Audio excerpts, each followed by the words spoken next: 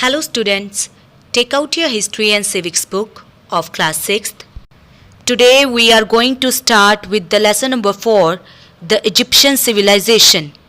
In this chapter we will discuss to know about the Egyptian civilization, sources of information, history of Egypt, chief features of the Egyptian civilization. In chief features we will discuss the society, economic condition, position of women, amusement, food, clothing, houses, religion. In religion we will discuss about gods and goddesses. Then belief in life after death, economy. In economy we will discuss means of livelihood, trade and commerce. Next, culture, Egyptian art and architecture, literature, writing. Then learning. In learning we will discuss mathematics, medicine, astronomy, education. And in the last we will discuss decline of the Egyptian civilization. In today's video we will discuss to know about the Egyptian civilization, sources of information, to study about history of Egypt. History of Egypt has been divided into 3 periods. Number 1, the Old Kingdom or the Pyramid Age. Number 2, the Middle Kingdom or the Age of Revival. Number 3, the New Kingdom or the Age of Empire Building.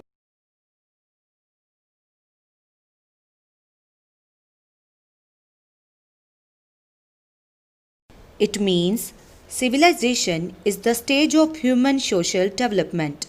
Number 2, tomb means burial chamber for the dead. Number 3, historians means people who study about the past. Number 4, archaeological means the study of remains of the past. For example, coins, old buildings, tools, pottery, etc. Number 5, inscription means writing in engraved form.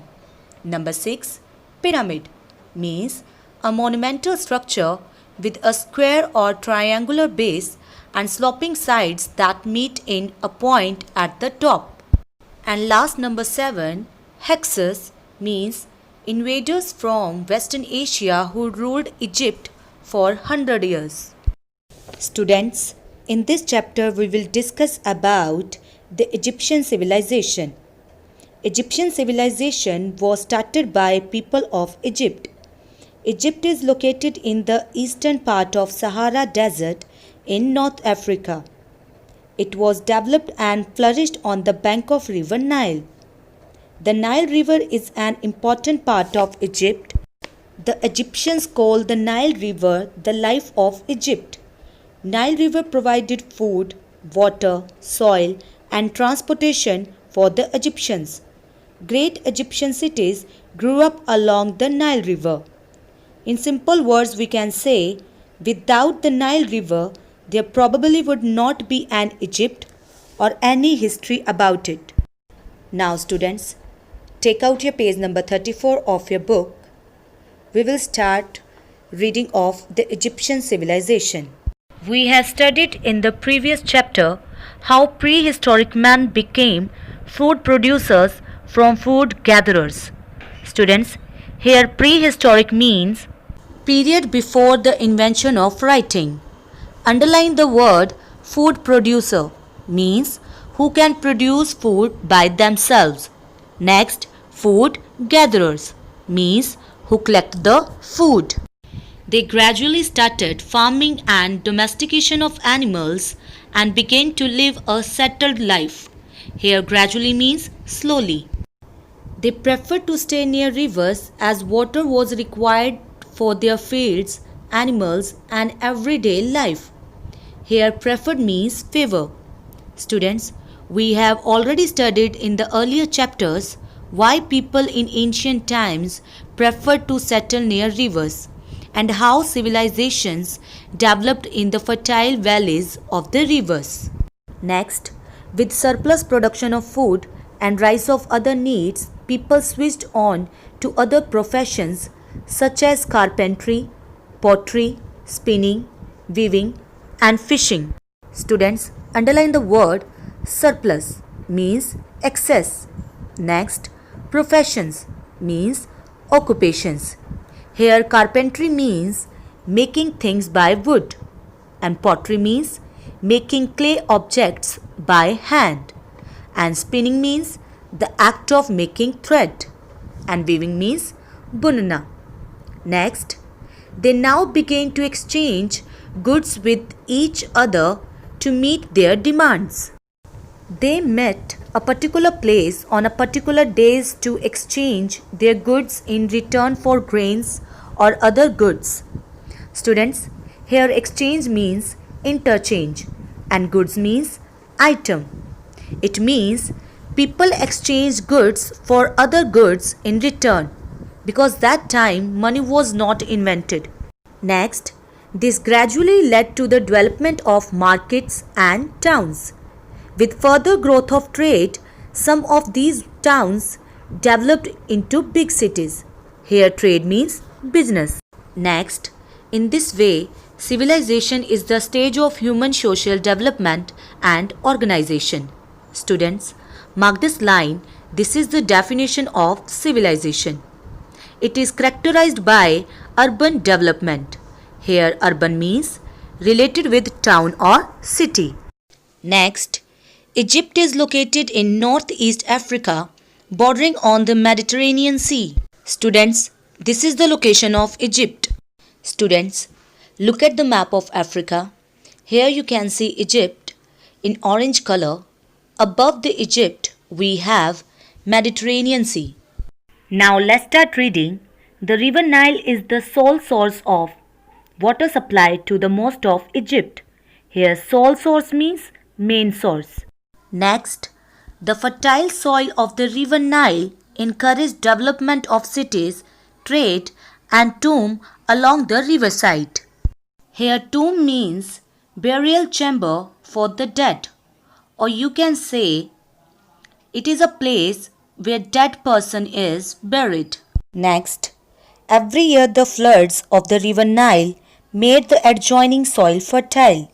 Here floods means overflow of water and adjoining means joined with. The farmers were thus able to raise 2 or 3 harvests each year. Here harvests means gathering of crops. It means the river Nile flooded annually and deposited fertile alluvial soil on its banks, which was a gift for the Egyptian farmers. The river provided water for irrigation and served as means of transport. Here irrigation means watering the crops. The Egyptians carried their commodities to the neighboring countries and brought back items of their needs. Here commodities means products. Students, this is the importance of river Nile. Now we will read next paragraph. Thus the river Nile was a boon, boon means beneficial, to the people of Egypt and virtually dominated each aspect of the life of Egyptians. Here virtually means almost and aspect means feature. Due to this reason, the Greek historian Herodotus called Egypt as the gift of the Nile. Here Greek means people of Greece and historian means a person who study history. Students, Herodotus is also known as father of history. In simple words we can say, without the river Nile, Egypt would have been a desert. There is hardly any rainfall in Egypt. Therefore, it is called gift of Nile. Students, this is the picture of Greek historian Herodotus who named Egypt the gift of the Nile. Students, look at the map of Africa. Here you can see Nile River. It originates from Lake Victoria and drains into Mediterranean Sea. Now students, look at the other map of ancient Egypt which is given in your book on page number 35. Here Egypt divided into 2 parts, Lower Egypt and Upper Egypt. To the north was Lower Egypt, where the Nile River stretched out with its several branches to form the Nile Delta. Here delta means a triangular shape of land formed at mouth of river. And to the south was Upper Egypt stretching to Aswan. Next, check your progress. How rivers can be useful for human beings. Discuss. Students, we have already done the importance of rivers and how rivers can be useful for human beings during explanation. So, you have to do this by yourself. Next, we have sources of information. In this paragraph, we will discuss different types of sources from which we get information about Egyptian civilization. So let's start reading. Sources of information. Most of the information about the Egyptian civilization is based on archaeological excavations. Students, mark the first source of information, archaeological source. Here archaeological source means the study of remains of the past.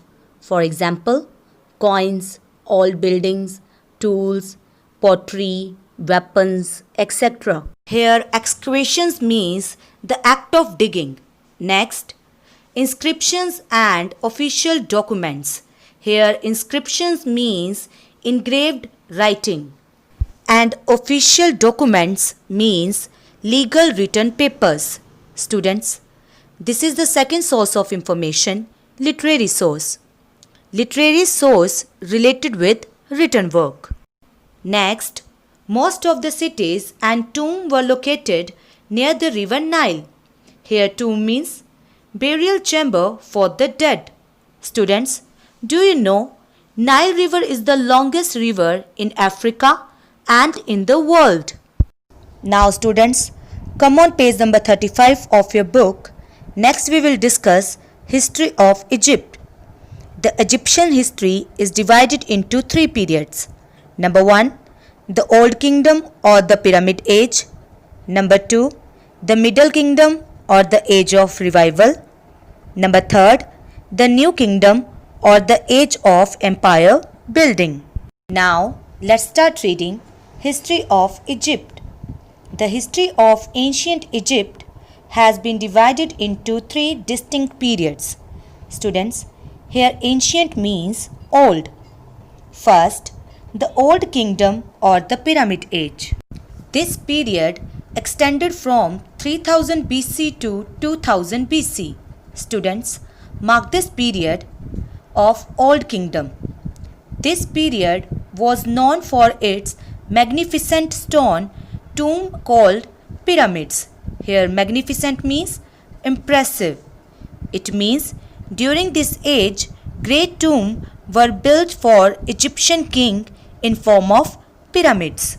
Here pyramid means a monumental structure with a square or triangular base and sloping sides that meet in a point at the top. The next period is the Middle Kingdom or the Age of Revival. Here revival means improvement. This period extended from 2000 BC to 1700 BC. In the late 18th century BC, students, here century means a period of 100 years and BC means before the birth of Christ. Asiatic invaders called Hyksos invaded Egypt and established their rule. Here Asiatic means related with Asia and invaders means attackers. Students, mark the word Hyksos means invaders from Western Asia who ruled Egypt for 100 years. During this period, Hyksos established their rule in Egypt. Third and last period we have the New Kingdom or the Age of Empire Building. This period extended from 1600 BC to 1100 BC. Students, mark this period. The Hyksos ruled for a short while. Here short while means short period. The Egyptian kings fought bravely and regained their lost empire. Here regained means recover and empire means kingdom. It means in this period the Egyptian kings reached its peak. Students, today we have covered this topic till here. Now your homework for today is to read the topic that we did plus write the terms that we discussed on copy. Thank you.